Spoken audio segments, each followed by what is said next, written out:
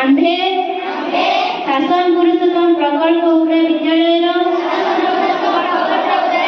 छात्र छात्री शपथ करुअछु जे परिष्कार परिच्छन्नता पाई अंगीकार बोध होई रहिबु एवं सेथिपाई समय देबु।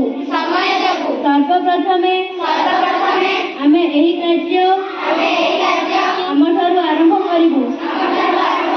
आम विद्यालय घर बस्ती और ग्राम सहर को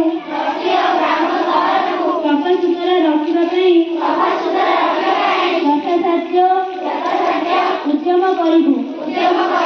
आमे कौनसी स्थान मैला करिबु नहीं। अपरिष्कार स्थान को आमे निज एवं अन्यर साहाय्य सफा करिबु। स्वच्छ और सुस्थ परिवेश गठन आमर